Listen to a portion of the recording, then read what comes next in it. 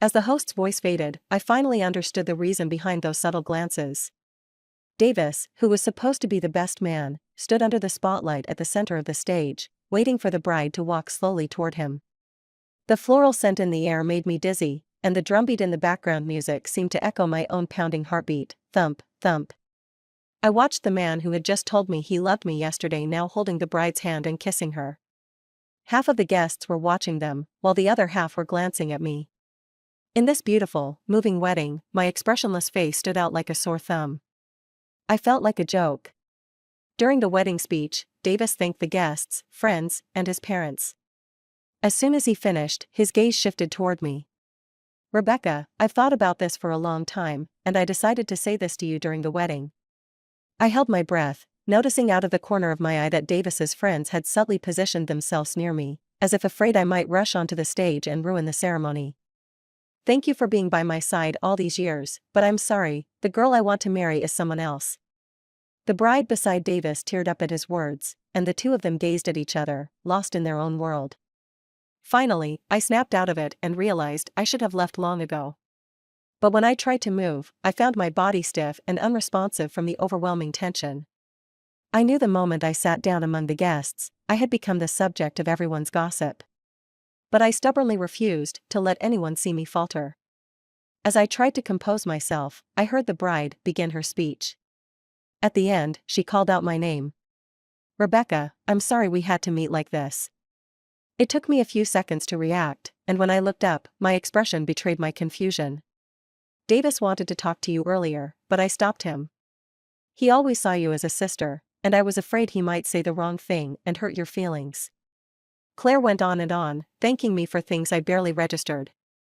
All I could do was suppress the ache in my chest, force a smile, and wish them a happy marriage. Half of the guests were familiar faces, and their gazes were filled with pity and sympathy. It seemed everyone knew about Claire's existence.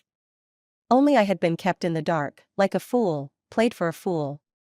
When I finally felt steady enough to walk, I grabbed my phone and got up to leave. Someone behind me called out, "Hey! You forgot your bag." I thought to myself, that bag was a gift from Davis. I don't even want to touch it again. The noise of the wedding faded as I stepped through the doors. The sunlight hit my face, and the smile I had been forcing finally crumbled. "You look terrible. Anyone would think you just attended a funeral." I was startled to find someone had seen me in this state. Turning toward the voice, I saw Evan leaning against his car, smoking. Amid my chaotic thoughts, I somehow remembered why Evan hadn't gone inside. He was allergic to pollen. "Want to leave? I can give you a ride." Without thinking, I changed direction and got into the passenger seat of his car. Evan didn't ask where I wanted to go. He stepped on the gas, and his sports car shot forward like a rocket. My anger, hatred, and all my negative emotions were soon replaced by the fear of possibly dying in a car crash. By the time Evan stopped, all those troubling thoughts had been pushed to the back of my mind. My hands trembled as I unbuckled my seatbelt. When I opened the door, my legs gave out, and I collapsed to my knees. "Did you really just attend a funeral?" Evan walked over and crouched in front of me. Without looking, I knew my face was pale, like I'd seen a ghost. "I'm not ready to die yet." "Were you trying to catch a flight or rush to your next life?" Evan reached out and brushed away a tear from the corner of my eye. Only then did I realize I had been crying out of fear. In the adult world, one look at his expression told me he was interested in me. After all, I wasn't bad-looking, and my figure was decent. Sitting on the ground in a tight dress, tears in my eyes, it was hard for any young, passionate man not to feel something. After what happened at the wedding, it felt like my pride had built a firewall. Without hesitation, I blurted out what was on my mind. "Do you need someone by your side?" At the last moment, I changed what I was going to say from girlfriend to something more vague. I was afraid he might think I was overstepping.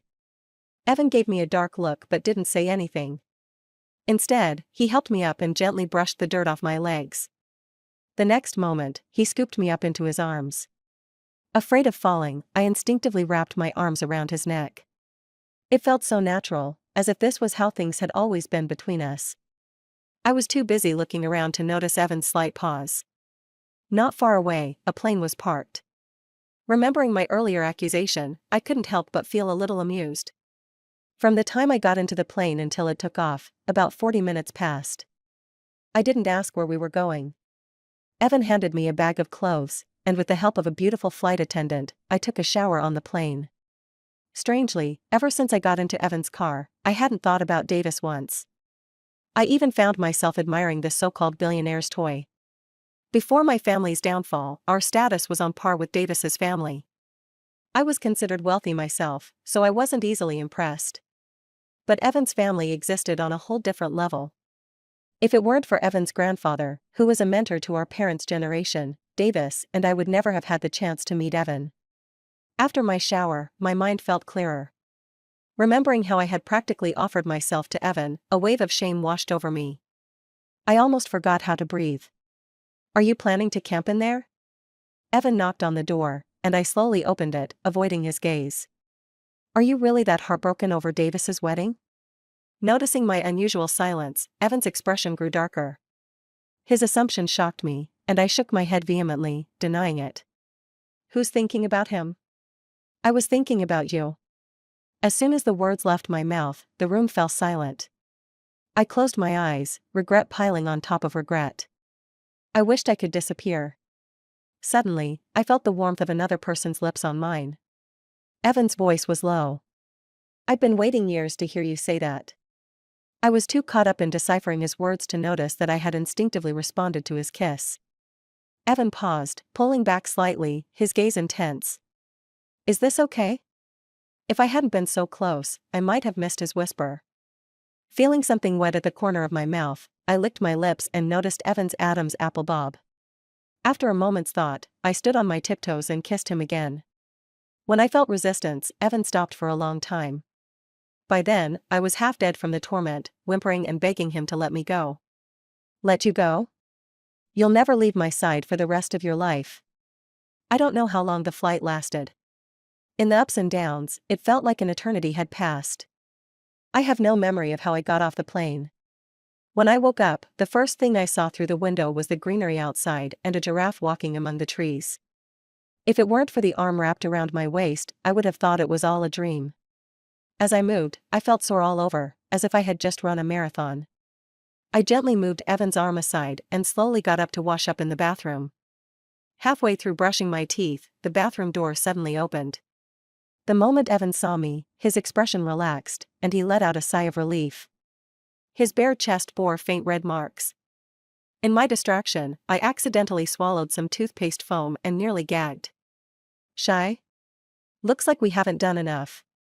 Evan's words sent the temperature of my face skyrocketing. By the time we sat down for breakfast, I still didn't want to talk to him. "I'll take you to meet some people later," Evan said as I finished eating. I looked at him in confusion, but he remained cryptic, refusing to tell me who we were meeting. I thought it would just be a few of Evan's friends, but when I saw his parents and grandfather, I was so embarrassed I could have dug a hole in the ground. Under the table, I pinched Evan's thigh hard. To his credit, he didn't even flinch and even managed to introduce me to his family with an arm around me. "This is the person I'm going to marry." Of the 5 people present, I was the most shocked by his words. Just yesterday, Evan and I had been mere acquaintances at best. And after just one night, even if that night had been somewhat intimate, that was no reason for a wealthy heir like him to casually decide on a marriage partner. And why was I, the other party involved, only being informed now? I felt like I was still dreaming. It was only thanks to the manners I had learned growing up that I managed to converse politely with Evan's family. Evan's parents were regulars on financial newspapers and billionaire rankings. I had expected them to be difficult to get along with, but after Evan introduced me, they both smiled warmly. His grandfather, who already knew me, was even more welcoming. He looked at me with a smile, but when he turned to Evan, his expression turned stern. "It took you this long to win my granddaughter-in-law back? How useless." His grandfather's sudden remark made me blush. Evan even agreed with him. "It's my fault for listening to you and focusing on my studies, letting someone else take her first." Over the course of the meal, I learned from their conversation that Evan had mentioned me to his family long ago. Evan's grandparents were both professors. Their family was strict, with many rules. Evan's parents were busy with work, so he grew up with his grandparents and was very obedient. He had planned to confess to me after graduation, but Davis and I became a couple during our sophomore year. If it weren't for my parents' tragic accident the year I graduated, Davis and I would have been engaged by now. At the end of the meal, Evan's mother asked for my contact information. It was only then that I remembered my phone had died long ago. Back at Evan's estate, as I plugged in my phone, I wanted to talk to him about our relationship. While I was thinking of how to phrase it, my newly charged phone buzzed incessantly. Evan sat across from me, his eyes fixed on my phone, lost in thought. There were countless missed calls and messages. Without looking, I knew they were all about Davis's wedding. "Evan, why did you take me to meet your parents?" Even though Evan had already shown me through his actions, I still wanted to hear him say it. Why? Why did he take me to another country after I had been publicly humiliated and introduce me to his family? What do you think? Evan countered. He leaned back in his chair, and with the backlight, I couldn't see his expression clearly. I didn't respond. Even though I had my thoughts, my rationality kept me from saying anything presumptuous. Looks like I haven't done enough. Sorry, this is my first time in a relationship. If I'm doing something wrong, you need to tell me. I stared at him in shock, trying to process his words. He suddenly stood up, one hand resting beside me, the other taking my phone. While I was still processing, Evan answered the call. It turned out he had noticed someone was calling me. He was so close that I could see the small mole on his eyelid. At that moment, I didn't realize that I, who usually valued personal boundaries, felt no displeasure at Evan answering my phone without permission. The person on the other end seemed surprised the call had gone through and hesitated before speaking. The phone was on speaker, and I reluctantly shifted my gaze from Evan's face to see who was calling. It was Davis's mother. "Rebecca, is that you?" "You finally answered." She and my mother had been classmates and were as close as sisters. She had always been kind to me. But at yesterday's wedding, she had also been one of the onlookers. "What do you want?" My voice was cold. Before this, I had been close to her, even considering her a second mother. There was a pause on the other end, and just as I thought the call had dropped, I heard her sobbing. "Rebecca, I'm sorry for what happened to you, for putting you through this." She cried as if she were the one who had been betrayed and humiliated, not me. Out of respect for our past relationship, I didn't interrupt her. She explained that their family's company was in trouble, and they had no choice but to arrange a marriage between Davis and Claire. She begged for my forgiveness and asked me not to let anyone spread rumors. I was confused, not understanding what she meant. Evan, who had been silent until then, spoke up. "Did you really think she was an easy target because she's an orphan? You know exactly what you did." Evan was someone everyone in our social circle wanted to curry favor with. His voice was distinctive, and anyone who knew him would recognize it immediately. Whether out of guilt or something else, Davis's mother stopped crying and quickly hung up. "While you were sleeping, I had someone look into them. The rumors circulating are also my doing." Seeing my confusion, Evan explained.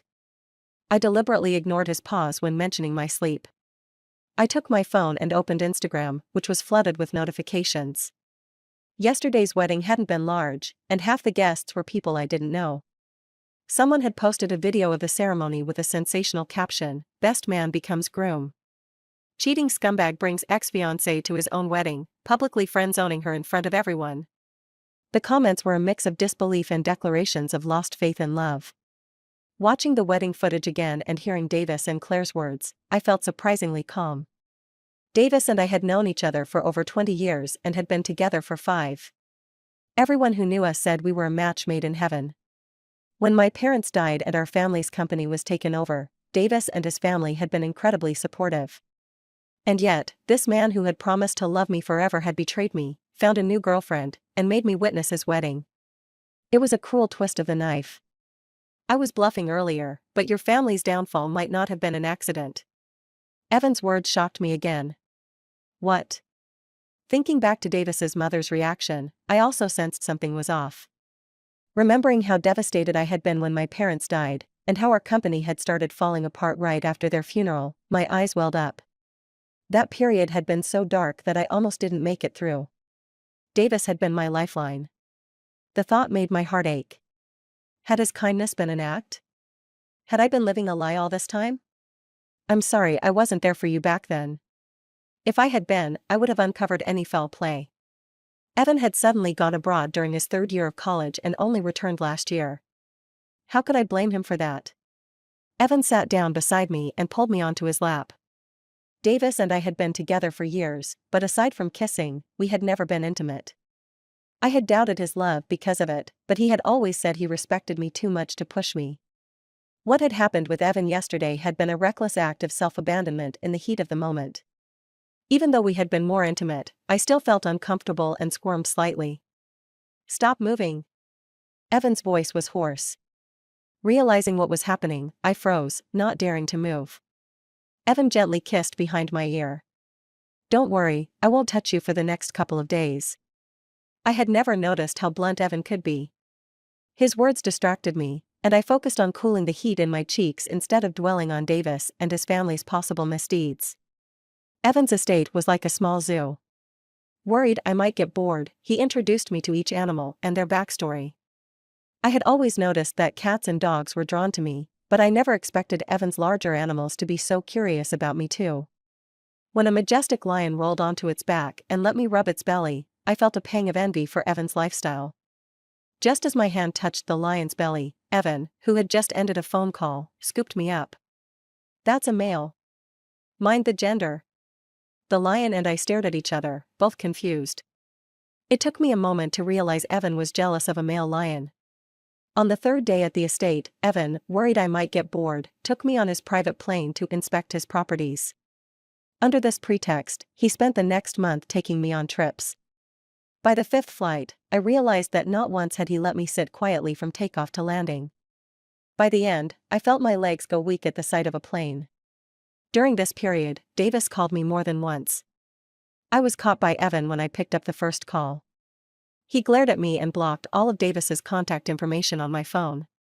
When another unknown number called, he did the same thing, enjoying it like a game. On the day I returned to the country, Evan dropped me off right outside my door. I have something urgent to take care of. Pack your things, I'll come pick you up in a bit. While we were abroad, Evan said he wanted me to move in with him once we returned.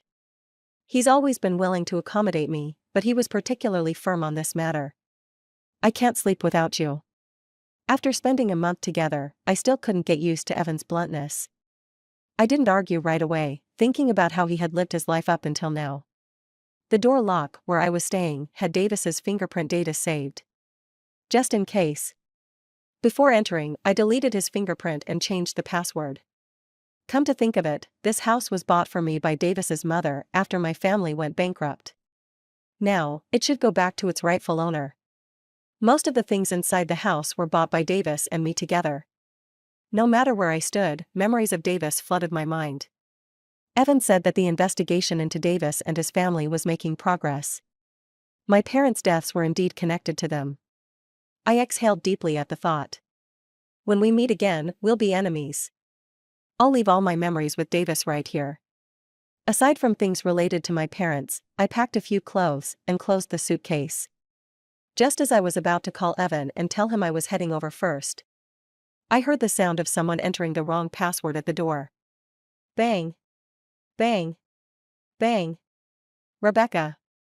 I know you're inside, let's talk. Open the door. It was Davis. Even though he was trying to suppress it, I could still hear the anger in his voice. At that moment, I was extremely grateful for my foresight. But I hadn't expected Davis to come with someone else. I didn't know what he had said to the person next to him. When I didn't respond, the door was slammed with a loud bang. I watched as the door was slowly destroyed with each strike. I opened my phone and saw a message from Evan on the screen. I called him immediately. The moment the door broke open, Evan finally answered. Evan! Hurry, come save me. Davis and an unfamiliar man walked in, holding sticks. What's going on? Don't be scared. I'll be there soon. Hide for now. Evan screamed in a panic over the phone. I looked at the malice in Davis's eyes, too terrified to speak. Rebecca. Come over here, let's talk. Davis's voice was calm. But it was in stark contrast to the look on his face. I had never seen him like this before. What's there to talk about? I didn't understand why Davis was acting like this. Afraid of provoking him, I tried my best to remain calm. Davis tossed the stick he was holding and spoke softly.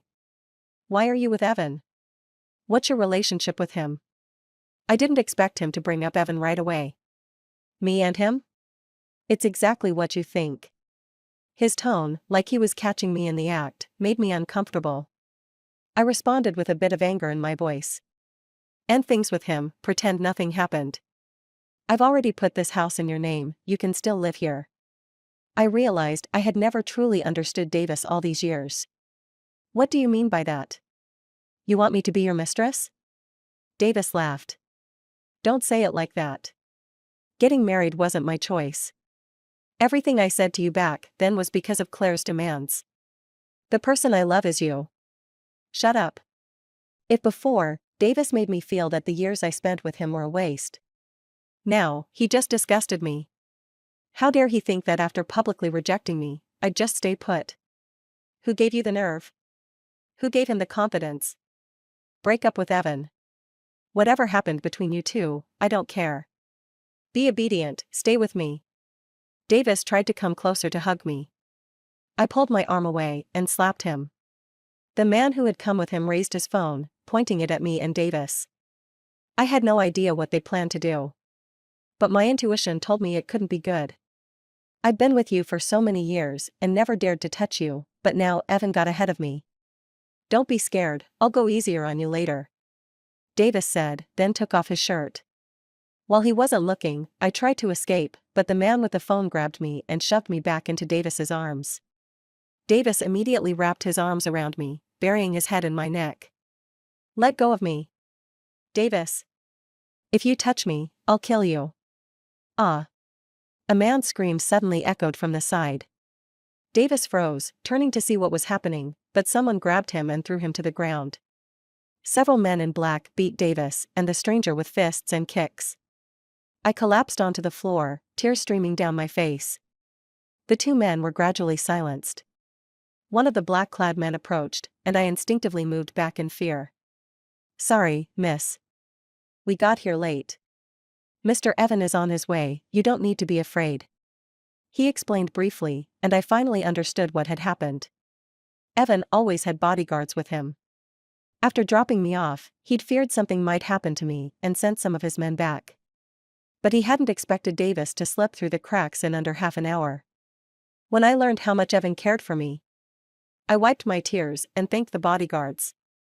By the time Evan burst in, I was already sitting on the sofa, trying to act normal. He pulled me into his arms, almost suffocating me. "Thank God you're okay. Which hand did Davis touch you with? I'll chop it off and get revenge for you." All my lingering fear vanished with those words. I looked up and kissed Evan's Adam's apple. "Your bodyguards were so quick." "I'm fine." Evan released me and cupped my face with both hands, kissing me fiercely. I responded, wrapping my arms around him. I didn't know when exactly, but as long as Evan was with me, I was no longer afraid. Davis was thrown at his front door. The bodyguard who'd listened and said Davis's mother had fainted from shock. Claire nearly had a miscarriage. The investigation into what happened all those years ago is nearly complete. I was about to meet with someone who knew the truth when I nearly let you get hurt. Evan was still in shock. Seeing his somewhat panicked eyes, I couldn't help but comfort him. No one else had probably ever seen him like this. And strangely enough, it was kind of cute. The next morning, an article suddenly appeared on the trending list. Title: Former classmate kills for money, steals family fortune. When I woke up and opened my phone, I saw this topic, and my brows furrowed slightly. The article was very detailed. It started by pointing out the suspicious circumstances surrounding my parents' accident, analyzing everything bit by bit. It was only after reading it that I realized how many hidden secrets there were from back then. Evan's grandfather was a professor of pharmaceutical chemistry. My parents and Davis's mom were all his students. Davis's dad was a businessman, but because of his wife's expertise, he shifted to the pharmaceutical business. Unexpectedly, their wealth grew exponentially. To help their business expand, Davis's mom invited my parents to join their company. My parents had been researchers at a scientific institute before. At that time, I had already been born. My dad had always wanted a different lifestyle to give me a better future. That invitation sparked an idea in him. He gathered some money, and both he and my mom resigned from their jobs, planning to go into business for themselves. Davis's mom even had an argument with my mom over it. The pharmaceutical industry is highly profitable with a wide variety of products, and my dad, choosing to avoid competing directly with the drugs they produced, started working on other types. Seeing this, the two families agreed to cooperate, complementing each other. After Davis's mom became a wealthy housewife, she stopped being involved in the company's affairs. But my parents still kept up their own research practices. Before the accident, my dad had developed a drug. Its effects were great, but the risks were high. He didn't want to profit from it, and one day, while having dinner with Davis's parents, he casually mentioned it. Davis's dad, ambitious and eager to save the company during a financial crisis, heard about it and became interested. He tried several times to buy the formula from my dad, but my dad refused each time. So, he orchestrated an accident that cost my parents their lives. I majored in art in college, which had nothing to do with the family business. After my parents passed, the company kept encountering one disaster after another, most of it orchestrated by them. Reading this, I recalled the house I used to live in. That must have been Davis's mom's guilty conscience, compensating me. The article also mentioned Davis's sudden marriage. The drug they produced from that formula finally caused a huge scandal.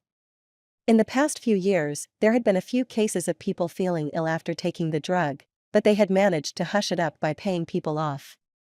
This time, however, the number of incidents had skyrocketed. Since the company collapsed, I stopped paying attention to the business world. Naturally, I didn't know how much dark work Davis's family had done to cover up the scandal. Claire's family had some connections, and when Davis's dad was introduced to them, Claire took a liking to Davis and proposed that he marry her. She knew that Davis and I had been together for many years. For some reason, she took a perverse pleasure in not only refusing to let Davis break up with me, but also forced him to announce the breakup at the wedding. For the sake of her family's interests, Davis chose to compromise. No wonder Davis, who had always restrained himself from expressing love towards me, was clinging to me until the day before the wedding, repeatedly telling me he loved me. It was so disgusting. Suddenly, a hand brushed across my eyes. Evan had woken up. He pulled me into his arms and whispered, "I'm glad you haven't been crying." It was strange, but after seeing the truth, I felt very calm inside. I could hardly even feel any anger. I want to go see my parents. Now that the villains had been exposed, my parents deserved to know the truth right away. The wind is strong up on the mountain. You stay in the car for a bit, I'll talk to them alone. Evan was serious. If I didn't leave, he wouldn't say a word. Reluctantly, I walked out of the cemetery alone. I was almost falling asleep when I saw Evan coming back. "I've been drinking. You drive us home." Evan opened the passenger door. He reeked of alcohol, clearly having had quite a bit. "You didn't drink with my parents, did you?" He nodded with his eyes closed. On the way back, I kept asking him what he had said to my parents during all this time. He wore a mysterious expression. "This is just a private conversation between me and your parents. Stop asking." The day Davis's parents were arrested, I ate more snacks than usual out of excitement. Unexpectedly, as I was burping from eating too much, Evan, in an unexpected move, proposed to me. "Why did you choose today?" Although I was happy, I didn't quite understand. "Because you're happy today, and I want to make you even happier." Evan often had a blank expression. But when he said this, I could sense his nervousness and his anticipation. He really understood me. I extended my hand, signaling for him to put the ring on me. After he stood up, I gave him a kiss, which still had crumbs of chips on it. He wouldn't mind. Davis, who had been uninvolved in those events, was released after giving his statement. He went around asking about where I was living and heard that Claire had slapped him a few times in public. The two almost divorced. I didn't have the time or energy to care about their issues. Because Evan, in a frenzy, had set our wedding date for the end of the month. There was only half a month left. As a former rich kid, this was the first time I felt the power of money. Rumors had circulated that his family was as rich as a country, and now I was seeing that it was no exaggeration. The wedding prep time was short. but Evan did his best to give me everything the best. I thought I had already lost the right to have you. When we were choosing wedding dresses, Evan suddenly said this. A good wedding dress needs to be customized, and this was the only thing Evan didn't feel confident about. Evan and I were basically having a flash wedding. I didn't expect that in less than 2 months, I would decide to marry the person beside me. Mom already gave me the most important jewelry, dresses, and such are just accessories. As long as you think I'm beautiful, then it's the best. His family had a set of priceless emerald jewelry passed down to the daughter-in-law. The day after Evan proposed, his mom had someone send it to me. It represented the elders' approval, and it gave me confidence in not caring about little details. Evan was easy to please, and he agreed that my words made sense. After I tried on several high-end wedding dresses, feeling exhausted, Evan, noticing my fatigue, decided to stop and let me pick the one that suited my personality the best. Evan had a pollen allergy, but he wanted to have flowers at the wedding. He planned to airlift some from overseas. I stopped him, fearing I'd become a widow right after the wedding, and had the flowers replaced with preserved ones. Once he learned the meaning behind preserved flowers, Evan ordered only the best ones. I saw the design plans for the wedding venue. Evan had the wedding planners create a garden using the preserved flowers. The wedding was to take place in the city where I was born and raised.